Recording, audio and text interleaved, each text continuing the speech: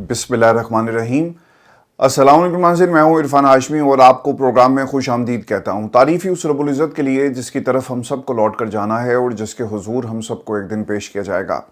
दोस्तों, आज 26 नवंबर है, दिन है बुध का, और आज की हमारी ये दूसरी वीडियो है। दोस्तों, आज काफ़ी दिनों के बाद बाबूजी ने खिताब किया है और अपने इस खिताब के अंदर हस्बे मामूल उनके हाथ में एक पर्ची थी और मेरा भाई, मेरी बेटी, हमारी पंजाब हुकूमत, हमारा ख़ानदान, हमारी कारकर्दगी और सिर्फ हमारे ख़ानदान का ही पाकिस्तान, ये तमाम बातें हमने उनकी ज़ुबान से सुनी।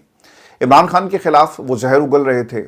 पाकिस्तान में नवाज शरीफ साहब को जिन्होंने लॉन्च किया, जिस तरह वो सियासत में कदम रखते हैं और जो दावा उनका इमरान खान के हवाले से है और पाकिस्तान में जो तरक्की के अदाद-ओ-शुमार उन्होंने पेश किए, दोस्तों आगे चलकर मैं इसका पोस्टमार्टम बड़ी तफसील के साथ करूँगा। लेकिन उससे पहले मैं आपको ये खबर दूँ कि अलीमा खान रावलपिंडी की अदालत पहुंची और कुछ लोगों ने उनको हिरासत में ले लिया। हुआ कुछ यूं जी कि मीडिया से वो इंटरेक्शन कर रही थी, जिस तरह इन्होंने गुफ्तगू अपनी मुकम्मल की, कुछ लोग आए और उनको कमरे अदालत की तरफ लेकर चले गए। जिस तरह ही कमरे अदालत में वो दाखिल होती हैं, कमरे को बंद कर दिया गया और फिर ये कहा गया कि आपको हमने हिरासत में ले लिया है। और जब ये मामला जज साहब के सामने पहुँचता है और उनके सामने ये बात रखी गई कि क्या आपने अलीमा खान को हिरासत में लेने के हवाले से कोई हुक्म दिया, तो उन्होंने कहा जी कि मैंने तो कोई हुक्म नहीं दिया और आपने किसके कहने पर इनको हिरासत में लिया। आम तौर पर जज के हुक्म के मुताबिक किसी भी मुलजिम को डिटेन किया जाता है, लेकिन यहाँ पर कोई हुक्म मौजूद नहीं था और जज ने साफ इनकार कर दिया। होना तो ये चाहिए था कि वो उन लोगों को बुलाकर पूछते कि आपको किसने कहा था कि इनको हिरासत में ले, मैंने तो ऐसा कोई हुक्म जारी नहीं किया। लेकिन दोस्तों, ये सब मिलकर खेल रहे हैं। कुछ लोगों ने अलीमा खान को डिटेन किया, जज के सामने पेश किया, क्योंकि होता ये है कि जिन लोगों ने इन जज साहब को लगाया और जो फैसले इन अदालतों से आ रहे हैं, शाम को इन्होंने भी तो रिपोर्ट देनी होती है। इनके सामने भी तो सवाल होगा कि हाँ, तुमने हमारे लोगों को किसके कहने पर उनकी सर्जनिश की। और खैर, जज साहब को ये बात मालूम है कि पाकिस्तान के अंदर सुप्रीम कोर्ट ऑफ पाकिस्तान की कोई हैसियत नहीं रही। इस मुल्क के अंदर सुप्रीम कोर्ट को इन्होंने गिरा दिया, आइन को अपनी मर्जी के मुताबिक ढाल दिया, तो इस निज़ाम के अंदर मेरी क्या हैसियत है। अलीमा खान गुफ्तगू मुकम्मल करती हैं, जज के सामने उनको पेश किया गया और फिर कुछ देर के बाद उनको रिहा कर दिया जाता है। और फिर उन्होंने मीडिया से जो इंटरेक्शन किया, वो ये कहती हैं कि ये खौफजदा हैं और खौफजदा होकर जुल्म कर रहे हैं, तरामीम कर रहे हैं। तारीख गवाह है कि ऐसे निज़ाम ज़्यादा देर नहीं चल सकते। ये जुल्म का निज़ाम और ये जल्द ख़त्म होगा। इस वक्त जो बड़ा जालिम है, इसे इतनी तरक्की मिल रही है, लोग तरक्की हासिल करने के लिए जुल्म कर रहे हैं, लेकिन इंशाल्लाह ये जुल्म का निज़ाम ज़्यादा देर तक नहीं चल सकेगा। यह हुकूमत के पास इतना इख्तियार है कि ये कहते हैं कि हम पूछ कर बताएंगे। मेरा कंसर्न शौकत खानम और नमल की हद तक यह है कि इनका अकाउंट जो उन्होंने बंद कर दिया जज ने, क्योंकि ये सवाल उनके सामने भी रखा गया कि ये अकाउंट्स मेरे कहने पर तो बंद नहीं हो। यानी एक ये डिटेंशन का मामला नहीं है, हिरासत में लेने का मामला नहीं है। यहाँ पर पता ये चला कि नमल और फिर शौकत खानम, जहाँ पर लाखों लोगों का इलाज होता है और वो इलाज आपको सिर्फ पाकिस्तान में शौकत खानम में मिलेगा, बाकी तो सिर्फ दावे हैं, आपने उस इलाज को भी बंद कर दिया। अब आप कितने लोगों की बदुआएं लेंगे, ये आपके ऊपर डिपेंड करता है। अब इन्होंने इसको बंद क्यों किया? प्रोसिक्यूशन ये कहती है क्योंकि बोर्ड के अंदर अलीमा खान मौजूद थी, तो लिहाजा हमने इन अकाउंट्स को भी बंद कर दिया। इंसान जुल्म करे, इतना जुल्म करे, आप पाकिस्तान में अपनी दुश्मनी, जो आपने खुद भी कहा कि सियासत को आपने दुश्मनी में कन्वर्ट कर दिया, आप दुश्मनी करें, आप सियासत करें, आप पाकिस्तान में ताकतवरों के साथ मिलकर लोगों को मारें, आप जो मर्जी करें, लेकिन ये गरीब, ये आवाम जो इन हस्पतालों में अपना इलाज करवा रही है, खुदा के लिए बाज आ जाएं, क्योंकि इनकी बदुआएं आपका ताक़ुब करेंगी इस दुनिया में भी और इस दुनिया के बाद भी। अभी भी होश के नाहुल लें और इन अकाउंट्स को खोलें, क्योंकि ये किसी के बाप की जागीर नहीं है और ये हस्पताल किसी की ज़ाती मलकियत नहीं है, ना किसी के बाप की जागीर है जिसे आप बंद कर दें। ये पाकिस्तान की आवाम के लिए इसलिए बनाए गए कि वो महंगा इलाज, और जो पाकिस्तान में मौजूद ही नहीं, वो आम आदमी को भी इसका एक्सेस हो। वो इलाज जो अमीर पाकिस्तान से बाहर जाकर करवाता है, पाकिस्तान के सियासतदान बाहर जाकर करवाते हैं, पाकिस्तान की आवाम भी इस इलाज को पाकिस्तान में ही हासिल कर सके। लेकिन आप तो चले जाएंगे बरतानिया या कहीं और, जहाज़ में बैठेंगे और आपके महीने में 2 दफ़ा चेकअप होते हैं। जब आपका दिल चाहता है आप बरतानिया या दुनिया के किसी दूसरे हिस्से में चले जाते हैं। लेकिन पाकिस्तान में गरीब के लिए जो इलाज था, उसे अगर आप बंद करेंगे तो याद रखें, ये बद्दुआएं आपका ताक़ुब करेंगे। अलीमा खान ने ना इन तमाम लोगों को आज अपनी गुफ्तगू के अंदर एक्सपोज किया। पहली चीज़ ये हुई कि जज साहब ने कहा जी कि मैंने डिटेन नहीं किया और किसके कहने पर हुआ, ये अलीमा खान ने आकर बाहर बताया। फिर दूसरा काम ये हुआ कि कुछ लोग आए प्रेस कॉन्फ्रेंस, जिस समय मैंने ख़त्म की, मुझे डिटेन कर लिया गया, तो मुझे समझ आ गई थी कि आज ये मेरे साथ क्या करेंगे। اور پھر میں نے جا کر جب جج صاحب کے سامنے یہ باتیں رکھی تو انہوں نے کہا جی کہ میں نے تو ایسا کوئی حکم ہی نہیں دیا, یہ لوگ کیوں ایسا کر رہے ہیں. عدالت نے ایک تو جی شوکت خانم اور نمل کے جو اکاؤنٹس ہیں ان کو کھولنے کا حکم دے دیا ہے, اور عدالت نے اپنے حکم میں یہ بھی کہا کہ ہم نے اکاؤنٹ فریز کرنے کا کوئی حکم نہیں دیا. دیکھیں پاکستان میں جنگل کا قانون ہے. جب آپ برطانیہ میں کسی بھی نیشنل کرائم ایجنسی یا پھر دوسرے اداروں کے خلاف کوئی کیس کرتے ہیں, نیشنل کرائم ایجنسی کو بھی اجازت لینی پڑتی ہے کہ ہم نے شہباز شریف کا اکاؤنٹ جو ہے اسے فریز کرنا ہے, ہم نے اس ملک میں طاقتوروں کے اکاؤنٹ کو فریز کرنا ہے, یا پھر کوئی بھی پرسن جو انڈر انویسٹیگیشن ہوتا ہے, آپ کو عدالت کا دروازہ کھٹکھٹا کر ان اکاؤنٹس کو فریز کرنے کی اجازت حاصل کرنی پڑتی ہے. لیکن پاکستان میں سر ایک الگ سا ایک ماحول ہے کہ پروسیکیوشن نے کہہ دیا اور آپ نے اس اکاؤنٹ کو جو فریز کر دیا. یہاں سے آپ کو اس نظام کی بددیانتی کا اندازہ ہوگا کہ یہ سب مل کر عمران خان اور عمران خان کی بہنوں کے خلاف ایک پریشر بلڈ اپ کر رہے ہیں, اور اس میں وہ غریب مریض بھی پس رہے ہیں جن کا یہاں سے علاج ہوتا ہے, یا پھر وہ لوگ جو علاج اپنا کروا سکتے ہیں پیسے دے کر. پاکستان کے اندر سر ان اداروں کو بند کرنے کا صرف ایک مقصد یہ تھا. آپ اگر ایک جملہ یہ جو پروسیکیوشن ہے اس کا اگر آپ صرف پڑھ لیں, وہ یہ کہتے ہیں کہ چونکہ یہ بورڈ آف گورننس میں تھی لہٰذا ہم نے ان تمام اکاؤنٹس کو منجمد کر دیا. یہ کیا وجہ بن سکتی ہے کہ کوئی اگر بورڈ آف گورننس کا ممبر ہے تو آپ کسی بھی ادارے کو بند کر دیں, ان کے اکاؤنٹس کو منجمد کر دیا جائے. دوستو آپ کو یہ خبر دیں کہ آج کافی دنوں کے بعد نواز شریف صاحب نے پاکستان کی میڈیا سے انٹریکٹ کیا, اور یہ انٹریکشن صرف کیمرے کی حد تک تھا, اس میں سوال جواب نہیں ہے, صرف وہ گفتگو کر رہے ہیں, ایک خطاب تھا اور جسے پاکستان کے تمام ٹیلی ویژن چینلز نے دکھایا. پھر ہیڈ لائنز کے اندر بھی نواز شریف صاحب نظر آئیں گے. جو پہلا امپریشن ان کی اس تقریر کو دیکھ کر ملتا ہے, ان کے اس خطاب کو دیکھ کر ہی ملتا ہے کہ نواز شریف صاحب نے سرنڈر کر دیا ہے, اور وہ اس نظام کے آگے جیسا ہی چل رہا ہے اس کو انہوں نے تسلیم کر لیا اور سر جھکا دیا ہے. نواز شریف صاحب کی آج کے خطاب سے ایک چیز یہ بھی واضح ہو گئی کہ اب وہ کبھی بھی پاکستان میں عملی سیاست نہیں کریں گے, اور شاید یہ ان کا آخری وقت ہے سیاست کے اندر, اور انہوں نے باقاعدہ طور پہ اپنی ان حکومتوں کو یا اپنے اقتدار کو یا اپنے اقتدار میں آنے کی خواہش کو اپنی اگلی نسل تک منتقل کر دیا. آج بھی نواز شریف صاحب کی تقریر کے اندر آپ کو میں, میرا, ہمارا, یعنی میرا بھائی میں اس سے بہت پیار کرتا ہوں, وہ مجھ سے بہت پیار کرتا ہے, ہماری حکومت, ہمارا ووٹ بینک, ہمارا خاندان, اور صرف ہمارا پاکستان, یعنی پاکستان 25 کروڑ عوام کا نہیں ہے. آپ کو ان کی تقریر میں اس سے زیادہ کوئی چیز نہیں ملے گی. نواز شریف صاحب نے جو سرنڈر والی بات ہے نا, وہ آپ کو سننا پڑے گا اس سٹیٹمنٹ کو جو وہ مریم کے بارے میں اور اپنے بھائی کے بارے میں کہہ رہے ہیں کہ یہ تو مجھے بھی پیچھے چھوڑ گئے, اور پنجاب کے اندر جو مریم کام کر رہی ہے انہوں نے مجھے پیچھے چھوڑ دیا, انہوں نے اپنے چچا کو پیچھے چھوڑ دیا اور چچا نے مجھے پیچھے چھوڑ دیا. تو یہ سر ایک طرح سے ایڈمیشن ہے کہ میں پاکستان کی عملی سیاست میں اب کبھی حصہ نہیں لوں گا, اور ہمارے خاندان کا ایک سموتھ ٹرانزیشن ہو چکا ہے. دوسری بات, نواز شریف صاحب نے یہ کہا کہ میں یہ سمجھتا ہوں کہ عمران خان صرف اکیلا مجرم نہیں تھا, اسے لانے والے اس سے بڑے مجرم تھے, ان سے بھی پورا حساب لینا چاہیے. سر یہاں پہ نا صرف پرابلم ان کو یہ تھی کہ عمران خان نواز شریف کی ضد میں آیا. پاکستان کی عوام کے پاس ایک تیسرا آپشن موجود تھا. اگر آپ پاکستان میں پچھلے 40 برسوں کی سیاست کو اٹھا کر دیکھیں تو 2 خاندان پاکستان میں حکومت کرتے رہے, اور دونوں کے اوپر کرپشن کے الزامات, اور ان الزامات کو اپنے ادوار کے اندر یہ ختم کروا لیتے ہیں, کچھ استثناء حاصل کر لیتے ہیں, کچھ نیب کے اندر پورے قانون کو تبدیل کر کے, نیب کی اپیلوں کو ختم کروا کے, نیب عدالتوں میں پیش ہو کر پتہ کیا کہتا ہے کہ جناب ہم نے اس کے اندر اپیل نہیں کرنی اور ہم اس کیس کے اندر اس کو مزید پرسیو نہیں کرنا چاہتے. سر کمپرومائز ہو گیا نا, یا ججوں کو ساتھ میں لا کر کہ پائن کہہ رہے ہیں جی سزا نہیں ہونی چاہیے. سو یہ پاکستان کی پچھلے 40 برسوں کی سیاست کا سر یہی ایک آپ کو چیپٹر ملے گا, اور یہی آپ کو یہ لوگ کرتے ہوئے نظر آئیں گے. تو نواز شریف صاحب جو بات کر رہے ہیں نا کہ میں ان لوگوں کا بھی احتساب چاہتا ہوں اور وہ بھی سب سے بڑے مجرم ہے. کون سب سے بڑا مجرم ہے؟ جنرل جیلانی, جن کی وجہ سے آپ پاکستان کی سیاست میں آئے, یا وہ لوگ جنہوں نے آپ کو اپنا بیٹا قرار دیا اور آپ ان کو اپنے سیاسی جو ہیں وہ روحانی استاد کہا کرتے تھے. نواز شریف صاحب کی سیاست جنرل جیلانی سے شروع ہوئی اور اس کو دوام بخشا جنرل ضیاء نے, اور ایک حکومت میں آپ کو ایک وزیر بنا دیا جاتا ہے, پھر دوسری وزارت, اور پھر دیکھتے دیکھتے پنجاب اور ملک آپ کے حوالے کر دیا گیا. نواز شریف کی ساری سیادت پاکستان کی GHQ کی نرسری سے شروع ہوئی. گیٹ نمبر 4 کی آپ نے سیاست کی. اس ملک کے اندر جرنیلوں کے ساتھ ڈیل کرنے میں اگر سب سے اوپر آپ کو کسی کا نام نظر آئے گا تو نواز شریف صاحب ہیں. ملک میں آنا ہو نواز شریف جنرل سے بات کریں گے, ملک سے جانا ہو تو نواز شریف جنرل سے ریکویسٹ کریں گے. تو ان جرنیلوں کی سیاست اور نواز شریف کی سیاست سر یہ ساتھ چلتی رہی, یہ سنک تھی آپس میں. یہ پاور پالیٹکس نواز شریف نے ہمیشہ کی کہ کچھ دو کچھ لو اور بدلے میں جو چاہو گے تمہیں دیا جائے گا. پاکستان کے اندر نواز شریف نے ہمیشہ پاور پالیٹکس کی ہے. اس میں سر جمہوریت آپ کو کہیں نظر نہیں آئے گی. آج آپ یہ کہتے ہیں کہ میں یہ سمجھتا ہوں کہ عمران خان کو لانے والے وہ اکیلے مجرم نہیں ہیں بلکہ ان کا بھی احتساب جو لائے. آج آپ کریں تقریر ویسی جس طرح کی آپ نے گجرانوالہ میں کی کہ جنرل باجوہ آپ کو احتساب دینا ہوگا. آج آپ جنرلوں کے نام کیوں نہیں لیتے؟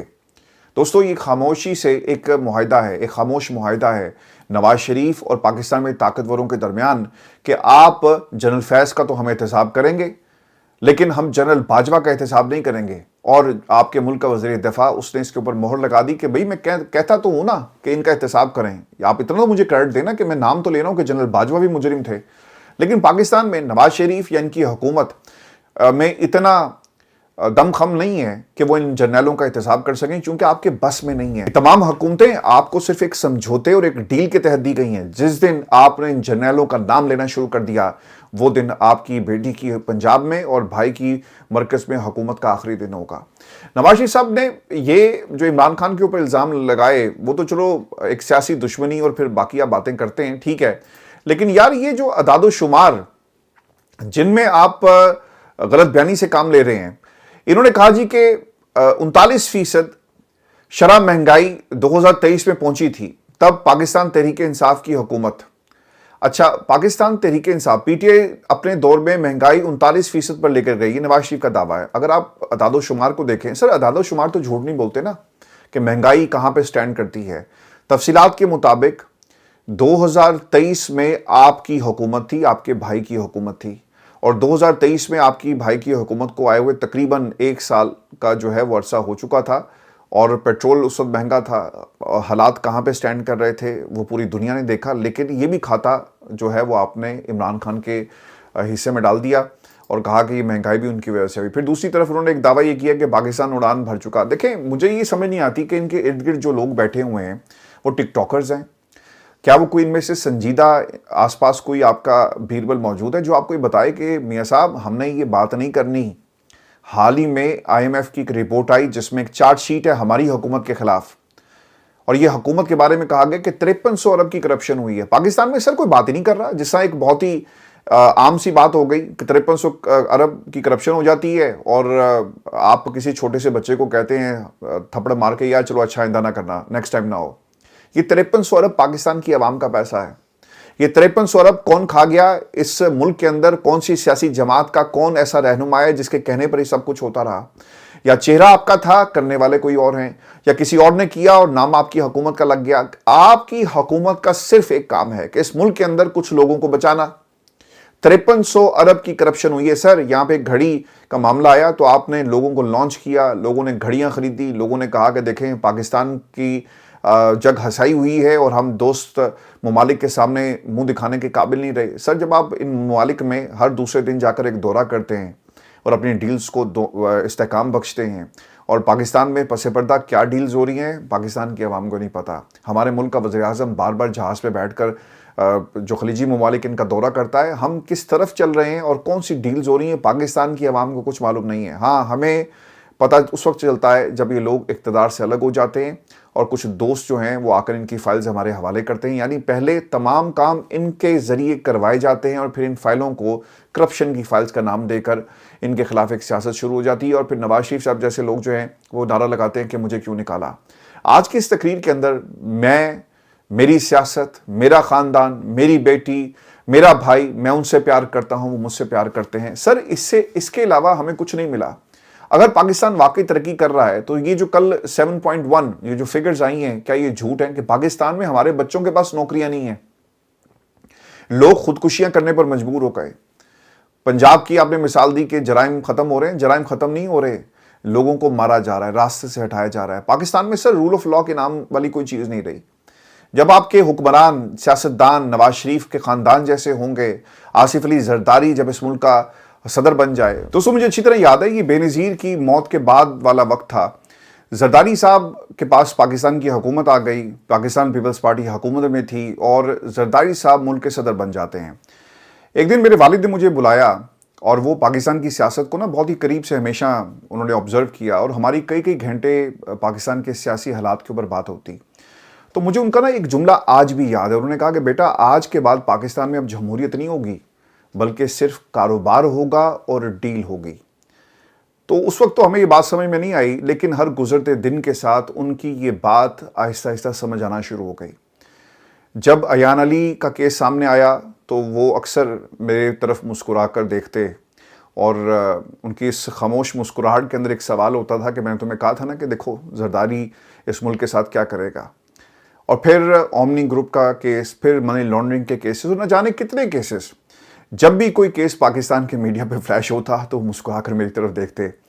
پھر انہوں نے نا ایک اور بات کہی, وہ مجھے آج 27ویں ترمیم کے بعد دوبارہ ریفریش ہوگی میموریز. انہوں نے ایک جملہ کہا تھا کہ بیٹا ان کا اگر بس چلے نا تو یہ اپنے آپ کو تا حیات استثناء دے دیں گے.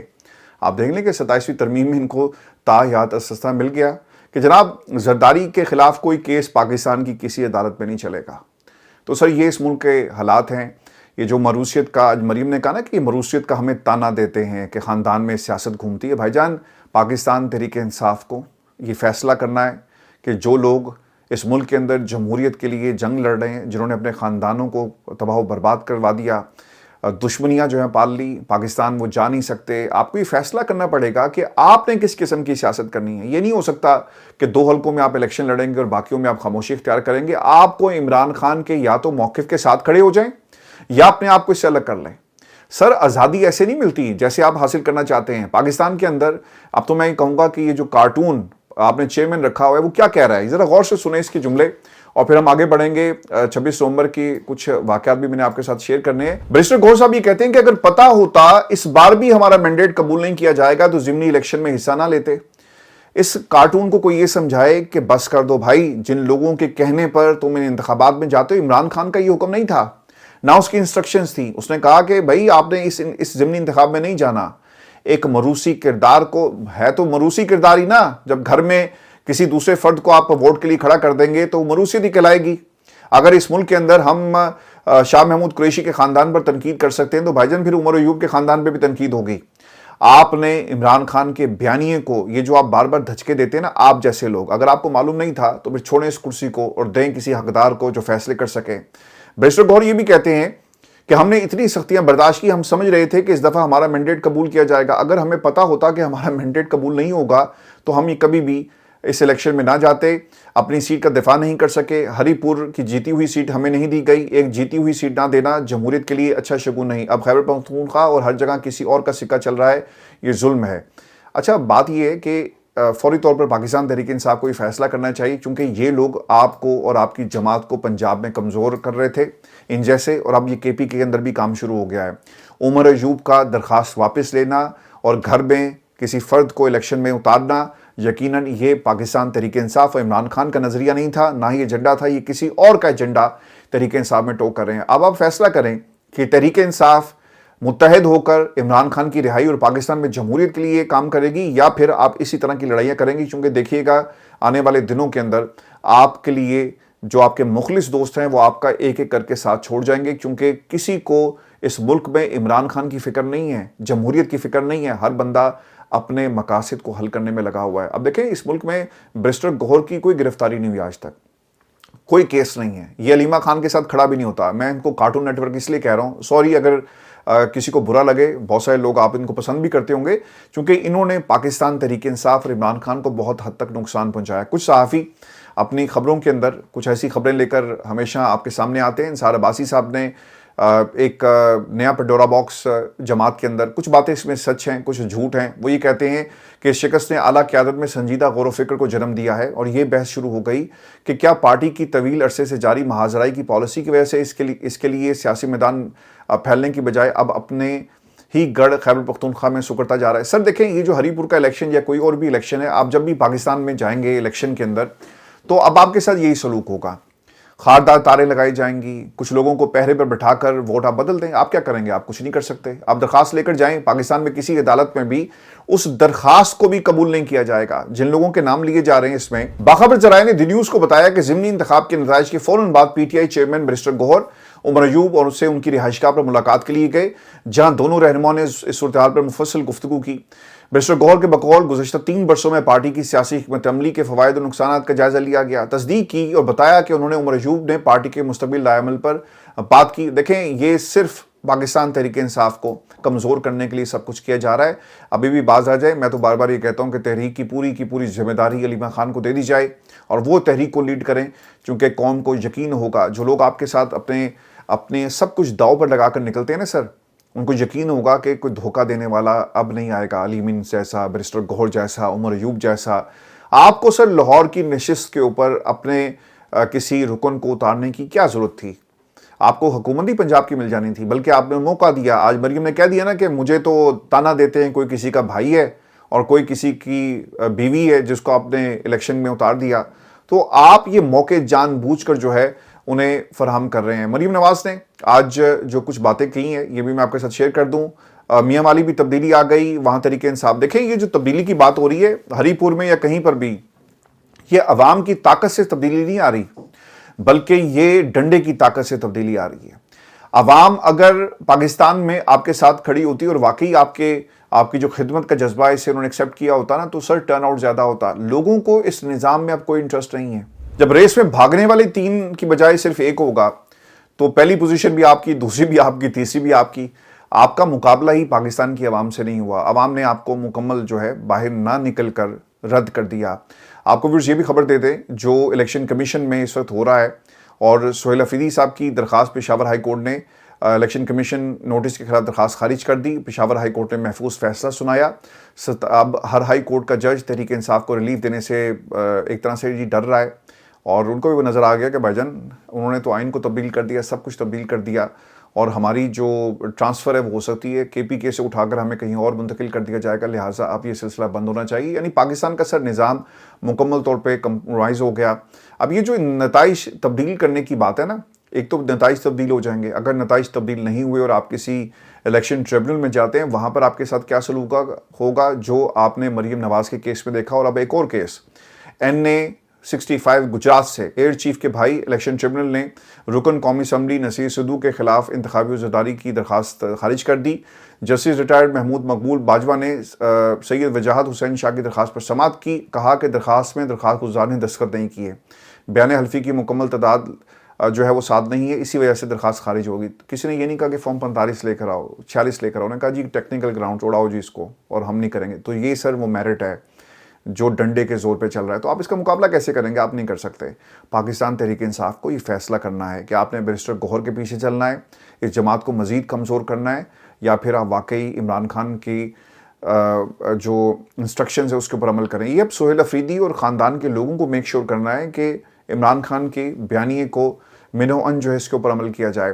دوستو آپ کو یہ بھی خبر دیں کہ درود شریف پڑھنے پر مقدمہ جو ہے وہ درج کیا گیا۔ ٹوبہ ٹیک سنگھ تھانہ سٹی گوجرا میں اذان سے پہلے اسپیکر میں درود شریف پڑھنے پر امام مسجد کے خلاف مقدمہ درج ہو گیا جی۔ مقدمہ پولیس کی مدیریت میں درج ہوا اور لکھا گیا کہ پولیس کی گاڑی گشت کر رہی تھی اور یہ واقعہ پیش آیا۔ گوجرا میں اذان سے پہلے درود پڑھنے پر امام مسجد کے خلاف درج مقدمہ خارج نہ کرنے پر سابق صدر بار ایسوسی ایشن گوجرا توقیر اشرف خان ایڈوکیٹ نے DSP کے باہر دفتر کے سامنے مسجد میں جا کر درود اور سلام پڑھا اور DSP کو کہا کہ درود سلام پر مقدمہ دینا ہے تو دیں، میں پڑھ رہا ہوں۔ وکلا کے مطابق قانون اصل میں کہتا ہے کہ اذان سے پہلے اور بعد میں درود شریف اسپیکر میں پڑھنے کی اجازت دیتا ہے۔ حالانکہ چند روز پہلے حکومت مساجد کے انہی اسپیکر سے ووٹ ڈلوانے کے اعلانات کرواتی رہی، تو اس وقت کوئی مقدمہ درج نہیں ہوا۔